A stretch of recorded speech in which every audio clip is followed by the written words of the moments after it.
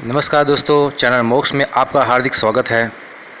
आज मैं इस वीडियो के अंदर आपको बताऊंगा कि सागवान की खेती कैसे की जाती है, टीक प्लांटेशन क्या होता है।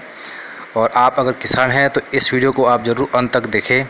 मैं आपको इस वीडियो के अंदर सागवान की खेती के बारे में संपूर्ण जानकारी देने की कोशिश करूंगा और इस वीडियो को आप शेयर ज़रूर करें, क्योंकि शेयर करने से किसी ज़रूरतमंद किसान को इसका लाभ मिल सकता है। किसान होने के नाते दोस्तों, हमारा आय का मुख्य स्रोत होता है खेती। लेकिन खेती के साथ साथ कभी हमारे को कभी पैसे की ज़रूरत पड़ जाती है, कोई बड़ा खर्चा आ जाता है, कोई शादी ब्याह आ जाता है, तो हमारे पास कोई ऐसा साधन होना चाहिए जिससे हम एक बड़ा सा खर्चा निकाल पाए। तो वो खर्चा निकालने के लिए ज़्यादातर किसान अपने खेतों में पेड़ लगाते हैं, अपने बीच में खेत में खेती करते हैं और चारों तरफ पेड़ लगाते हैं। तो जो पेड़ है वो 5 या 7 साल में तैयार हो जाते हैं और उसे काट के वो बेच के अपना खर्चा निकाल सकते हैं। तो दोस्तों, वो पेड़ जो होते हैं वो चाहे आप बबूल का, आम का, चाहे नीम का पेड़ लगाते हैं, तो उसमें से आपको आमदनी कम मिलती है और जब कटाई होती है तो वो एक कम दामों में आपको कोई भी आपका लोकल व्यापारी वो लेके चला जाता है। तो हमारे को दोस्तों ऐसे पेड़ लगाने चाहिए कि जो जिससे ज़्यादा इनकम हो और उसका तैयार होने का समय सेम हो, लेकिन ज़्यादा इनकम उसमें से आए और हमारा बड़ा खर्चा वो निकाल पाए। तो ऐसी खेती होती है दोस्तों सागवान की। तो मैं आज इस वीडियो के अंदर आपको सागवान की खेती के बारे में संपूर्ण जानकारी देने की कोशिश करूँगा। जब मैंने ये 5 साल पहले अपने सागवान लगाए थे, तब मुझे इस बात का पता नहीं था कि उसको खेती कैसे की जाती है। और उस वक्त मेरे दिल में, मेरे दिमाग के अंदर ये सवाल पैदा हुए थे, जो सवाल मैं आज आपको इस वीडियो के अंदर सारे कवर करूँगा। एक किसान जो अपने खेत के अंदर कोई नया प्लांटेशन करने जा रहा होता है, तो ये सवाल जनरली उसके दिमाग में होते हैं। तो सवाल कौन कौन से हो सकते हैं? क्या सचमुच इसमें से कमाई हो सकती है? अगर हाँ, तो इसे हम कैसे करेंगे? पौधा कहाँ से लाएंगे? कैसे और किस प्रकार उसे लगाएंगे? ज़मीन कैसी होनी चाहिए? पानी की सुविधा इसके लिए क्या क्या होनी चाहिए? कितने साल में ये लगेंगे? कितने साल लग जाएंगे इसको पौधे को तैयार होने के लिए? और एक पेड़ से हमारे को कितना रुपया मिल सकता है? और अगर उस दौरान के अंदर हमारे को इसके बीच में कोई खेती भी हम कर सकते हैं या नहीं? और इसे हमारे को कहाँ बेचना है और कहाँ से हमारे को इसकी इनकम मिल सकती है उसे बेच के? तो ये सारे सवाल जो होते हैं वो हर किसान के दिमाग में आएंगे। और सबसे पहला जो होता है कमाई का दोस्तों। तो कमाई है, इससे कितनी हो सकती है? सबसे पहला हम यही सोचते हैं कि हम कुछ लगाने जा रहे हैं, हम कोई नया चीज़ करने जा रहे हैं, तो उसके अंदर हमारे को एक कमाई कैसे आएगी और कितनी कमाई आएगी, वो एक ज़रूरी होता है। तो इसके लिए दोस्तों मैं आपको बता दूं कि यहाँ पर क्रय विक्रय बाज़ार के अंदर सागवान की लकड़ी की जो कीमत होती है वो 3000 रुपये घन फीट अभी है। और ये 3000 रुपये क्यूबिक फीट का जो प्राइस है वो आने वाले 10 सालों में बढ़ के ऊपर होगा, कम तो होगा नहीं, क्योंकि लकड़ी की डिमांड इंटरनेशनल मार्केट के अंदर और डोमेस्टिक मार्केट के अंदर उसकी बढ़ रही है। और 1 एकड़ के अंदर आप 500 से 600 पौधे लगा सकते हैं। अभी दोस्तों देखिए, एक प्लांट जो होता है आपका 6, 8 या 10 साल में तैयार हो जाएगा। 6 साल में इसलिए बोल रहा हूँ कि 6 साल आपकी ज़मीन अगर काफ़ी फर्टाइल होगी, काफ़ी अच्छी ज़मीन होगी, तो वो 6 साल में भी तैयार हो सकता है। ज़मीन थोड़ी सी कम फलद्रुप होगी तो 10 साल भी लगा सकते हैं। अभी एक जो प्लांट होता है आपका, एक पौधा, वो 18 से 20 घन फीट लकड़ी तैयार करता है। तो मान लीजिए कि 3000 रुपये घन फीट का दाम है और आपको 18 घन फीट लकड़ी आपको एक पेड़ में से पैदा हो रही है, तो 54,000 रुपये का आपका एक पेड़ होगा। तो अगर आप 500 से 600 पौधे आपके हैं तो 500 मिला के चलिए, तब भी आपके 2,70,00,000 रुपये से ज़्यादा इनकम आपको 1 एकड़ में से आपको मिलेगी। तो ये काफ़ी बड़ी अमाउंट होती है और ये अभी की प्राइस के हिसाब से हमने लिया हुआ है। आने वाले 10 सालों के अंदर इसका रेट और बढ़ेगा, डिमांड और बढ़ेगी, लकड़ी की प्राइस और बढ़ेगी, तो ये कहीं गुना ज़्यादा हो सकता है। तो दोस्तों, कमाई का इसमें बहुत अच्छा जरिया है। अभी बात आती है कि देश के अंदर कौन कौन सी जात के सागवान यहाँ पर हमारे को अवेलेबल है। तो देसी सागवान होते हैं, वलसाड़ी सागवान होते हैं, जो कि गुजरात के दक्षिण गुजरात के अंदर पाए जाते हैं। उसके बाद में उसी दक्षिण गुजरात के जो सागवान है, वलसाड़ी सागवान जिसको बोलते हैं, उसी की एक हाइब्रिड प्रजाति है उसको हाइब्रिड सागवान बोलते हैं।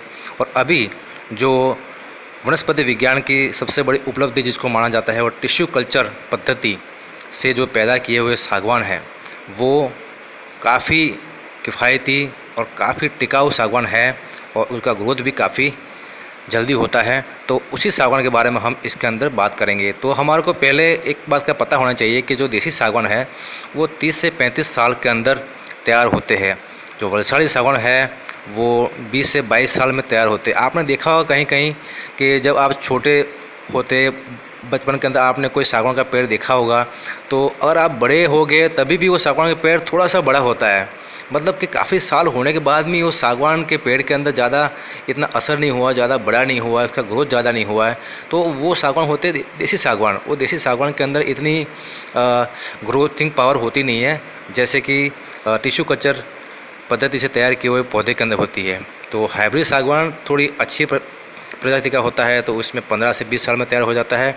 और अभी जो वनस्पति विज्ञान की जो सबसे बड़ी उपलब्धि माना जाता है टिश्यू कल्चर पद्धति से तैयार किया हुआ सागवान, वो 6 से 10 साल के अंदर आपका सागवान का पेड़ तैयार हो जाता है।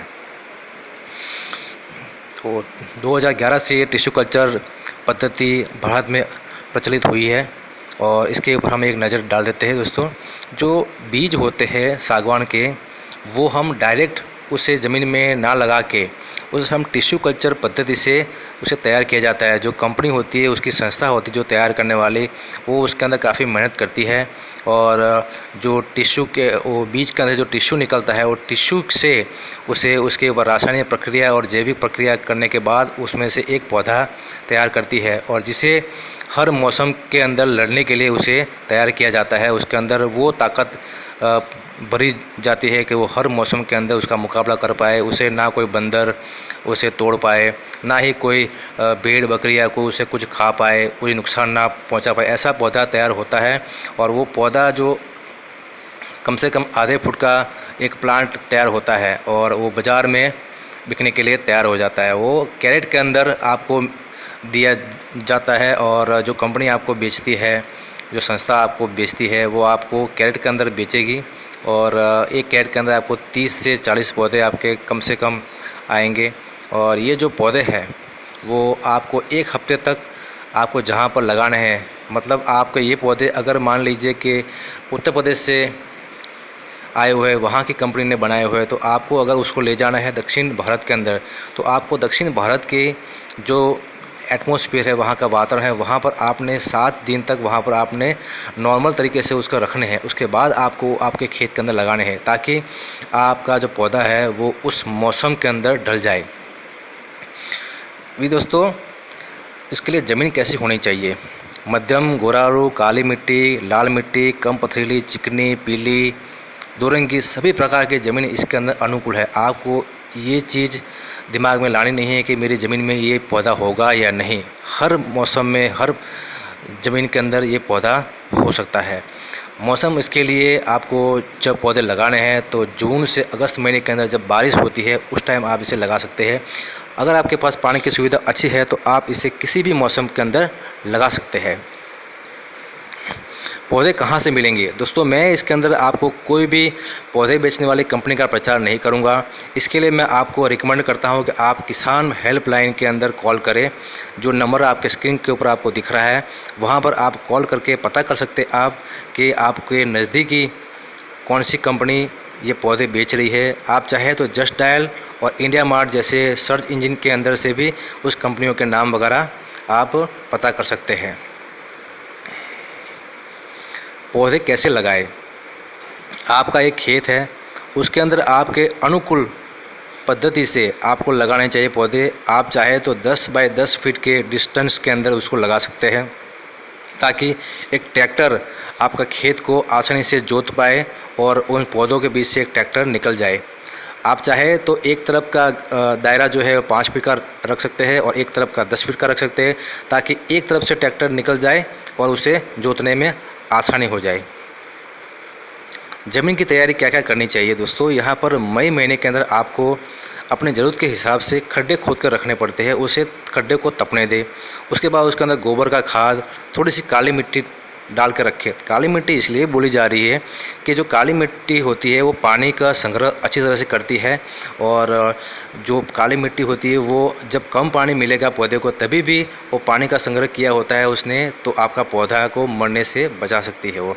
पहली बारिश के अंदर आप पौधे लगाने का अगर रखें, क्योंकि अगर पहली बारिश में आपने जो पौधे लगा दिए उसके बाद वो पूरे बारिश के अंदर आपके पौधे काफ़ी विकास करेंगे, और जब बारिश ख़त्म होने वाली होगी तब तक वो आपके पौधे जो है वो 6 से 7 फीट के हो जाएंगे। इसके अंदर दोस्तों आप जब खड्डे खोद लिया, आपने खड्डे खोदने के बाद में आपने वहाँ काली मिट्टी डाल दी, खाद डाल दिया, सब कुछ डाल दिया। उसके बाद में आप जब पौधे लगाने जा रहे हो तो जो उसके ऊपर पॉलीथीन है, पॉलीथीन को इकट्ठा करके जला दे, पॉलीथीन को फाड़ के उसके अंदर पौधे को रखे। उसके बाद उसमें जिस कंपनी या संस्था ने आपको पौधे दिए हैं उन्होंने कोई खाद आपको रिकमेंड किया होगा कि ये खाद आप पौधे के चारों तरफ डाल के उसके ऊपर मिट्टी लगा देना, तो आप वैसा कीजिए। उसके बाद उसको पानी डालिए, और जो पानी है आप बाल्टी से उसे 30 दिनों तक आपको बाल्टी से पानी देना है। अगर बारिश आ रही है तो कोई बात नहीं, पानी डालने की ज़रूरत नहीं है, लेकिन बारिश नहीं आ रही तो आपको पानी उसको 30 दिनों तक बाल्टी से डालना पड़ेगा। 30 दिनों में आपका जो पौधा है वो 4 या 5 पत्ते निकाल के काफ़ी खूबसूरत दिखेगा। उसके बाद में 6 महीने के अंदर आपका जो पेड़ है वो, उसने बारिश का भी मौसम ख़त्म कर दिया, उसके बाद में सर्दी का मौसम आ गया, तो उस मौसम के अंदर वो पौधा आपका कम से कम 6 से 8 फुट का हुआ मिलेगा। उसके बाद इसके अंदर आप नियमित अंदर खेड़ करते रहे। आप चाहे तो उसके अंदर कोई दूसरी फसल भी ले सकते हैं, और 12 महीने के अंदर आपका पौधा जो है 12 से 18 फीट का हो जाएगा। 3 साल के बाद में आप इस पिक्चर में देख सकते हैं, यहाँ पर आपको 5 से 6 फीट का उसका जो थल है उस थल की चौड़ाई हो जाएगी, और आपका पौधा आपको इस तरीके से दिखेगा। 5 से 7 साल के अंदर आपका पौधा हो काटने लायक हो जाएगा। आप चाहे तो उसे 10 साल तक भी रख सकते हैं ज़्यादा कमाई के लिए। अभी सवाल पैदा होता है कि मैं जिस दौरान ये पौधे की खेती कर रहा हूँ, जिस दौरान मैंने ये पेड़ लगा रखे हैं, तो उस दौरान मैं क्या कोई खेती इसके अंदर और भी कर सकता हूँ? दोस्तों हाँ, हम इसके अंदर और भी खेती कर सकते हैं। कौन कौन सी खेती कर सकते हैं? आप चाहे तो 2 साल तक तो आप कोई भी खेती उसके अंदर करें, क्योंकि पौधे आपके छोटे छोटे हैं, तब तक आपको वो पौधे की छाया आपको दूसरी खेती के लिए बाध्य नहीं होगी। अभी उसके अंदर आप 2 साल के बाद में परवल, टिंडे, लौकी आदि खेती कर सकते हैं, जो कि बेल वाली खेती होती है। उसके बाद में आप चाहे तो उसमें सूर्यमुखी, गेंदे के फूल वगैरह जो फूल वाली खेती है वो भी आप इसके अंदर कर सकते हैं। उसके बाद में दोस्तों एक सवाल पैदा होता है कि पानी की इसकी क्या रिक्वायरमेंट होती है। तो पानी दोस्तों आपको 30 दिनों तक तो बाल्टी से डालना पड़ेगा। अगर बारिश हो रही है तो पानी डालने की ज़रूरत नहीं है। अगर पौधे के आसपास अगर बारिश के अंदर पानी इकट्ठा होता है तो उसे आप पानी इकट्ठा होने ना दीजिए, और 2 महीने बाद में उसे हर 15 या 20 दिनों के बाद उसे पानी लगाइए, और 6 महीने बाद उसे आप हर महीने पानी लगाते रहिए। उसके बाद आपको वहाँ पर खाद डालने की ज़रूरत नहीं पड़ेगी। और कोई भी तरीका है इसके अंदर से आय का, तो अगर हमने एक सागवान की खेती किया है तो आपको पता होगा कि इसके जो पत्ते होते हैं वो काफ़ी बड़े होते हैं, और ये जो सागवान है, जो टिश्यू कल्चर से पैदा किए सागवान है, वो तो उसके पत्ते तो काफ़ी बड़े होते हैं, और इन पत्तों से हम पैसे कमा सकते हैं। कैसे? तो आप इससे घर बैठे 5 से 10 हज़ार रुपये कमा सकते हैं। अगर आपके पास में एक छोटा सा 20-25 हज़ार का एक मशीन आता है जिससे आप बाउल और प्लेट्स वगैरह बना सकते हैं, जो कि यूज एंड थ्रो प्लेट्स होती है, जो शादी ब्याह वगैरह में जो गाँव में यूज़ होती है, तो ये काफ़ी अच्छा बिजनेस है, इसको आप कर सकते हैं। और इसके पत्ते की साइज़ आपको दिख रही है, जो कि इस तरीके से दिखेगा आपका पत्ता आप जब सागवान लगाओगे तब। तो ये जो मशीन है उससे आप बाउल और प्लेट बना सकते हैं। ये आपको 5 से 10 हज़ार रुपया पर मंथ इनकम आपको कमा के दे सकता है, और ये साल में 2 बार इसके पत्ते आएंगे, तो साल में 2 बार ये आपका बिजनेस चलता रहेगा। अभी दोस्तों पेड़ तैयार हो गया आपका, आपने इसको काटने के लिए बिल्कुल रेडी है पेड़, तो हम कहाँ इसको बेचेंगे? अभी हमारे को क्या करना पड़ेगा? क्योंकि सवाल पैदा होता है कि हमने 5-7 साल हमने इंतज़ार किया पेड़ को बड़ा होने में, तो हम अभी चाहेंगे कि उसका अच्छा दाम हमारे को मिले। तो पेड़ तैयार होने के बाद में आप उसी कंपनी का आग्रह रखें कि जो कंपनी ने आपको पेड़ या पौधे आपको दिए हैं, तो उसी को बेचने का आप आग्रह रखें। किसी भी लोकल कंपनी के साथ में आप सौदा ना लगाए, क्योंकि वहाँ पर धोखाधड़ी का खर्चा हो सकता है और आपकी बरसों की मेहनत वो लूट के ले जा सकता है। उसके बाद कॉन्ट्रैक्ट, एक अच्छा सा कॉन्ट्रैक्ट, लिखित कॉन्ट्रैक्ट करें कि आप इस पेड़ बेच रहे हैं, आपको इतना पैसा दिया जाएगा, ताकि आपको धोखाधड़ी का इसमें खतरा ना रहे। सरकार की तरफ से कुछ सब्सिडी, लोन वगैरह और आपको मिलता है, तो नाबार्ड की जो बैंक है वो आपको लोन और सब्सिडी की व्यवस्था इसमें करती है। तो इसके लिए आपको अपने नज़दीक की फॉरेस्ट डिपार्टमेंट की ऑफिस में आपको संपर्क करना होगा, और कटाई के वक्त में आपको 10 रुपये पर पेड़ के हिसाब से आपको टैक्स चुकाना पड़ता है आपके तहसील के मुख्यालय के अंदर। ये बात आप नोट करके रख लीजिए। पेड़ काटने के बाद दोस्तों क्या सवाल पैदा होता है कि पेड़ काट दिया तो अभी क्या मुझे दूसरी खेती उसके अंदर करनी है? तो आप चाहे दूसरी खेती कर सकते हैं, लेकिन मेरी आपको सलाह यही होगी कि आप पेड़ को जड़ से ना काटें, जड़ के साथ आप ना काटें पेड़ को। आप पेड़ को आधा फीट छोड़ के काटें, ज़मीन से आधा फीट आप उसे छोड़ के काटें, ताकि वो पेड़ दोबारा से हरा भरा हो, दोबारा से उसके अंदर ग्रोथ हो, और वो पेड़ जो आपका है अगले 5 साल में फिर तैयार हो जाएगा और दोबारा आपको वो उतनी ही इनकम करके देगा जितना आपने अभी इनकम किया हुआ है। तो हमेशा इस बात का ख्याल रखें, पेड़ को जड़ से ना काटें, पेड़ को 2 फीट आधा फीट ऊपर से काटे और आप दोबारा इससे इनकम ले सकते हैं। उसके बाद जो पेड़ है आपका, उससे बाज़ार के अंदर तरह तरह की चीज़ें बनती है, और आप उससे अपने बाज़ार में देख सकते हैं कि सागवान की लकड़ी कितनी महंगी है और इससे काफ़ी टिकाऊ और मजबूत होती है। वो पानी के अंदर भी ख़राब नहीं होती है और ना ही इसे कोई कीड़ा वगैरह लगता है। तो दोस्तों, अगर ये आपको वीडियो पसंद आया हो तो मैं आपको अपने खेत की सैर कराने के लिए ले चलता हूँ। यहाँ पर आप देखेंगे दोस्तों कि मैंने किस तरीके से इसको खेत को सेट किया हुआ है। यहाँ पर अभी बारिश का मौसम है, इसलिए आपको यहाँ पर घास नज़र आ रही है।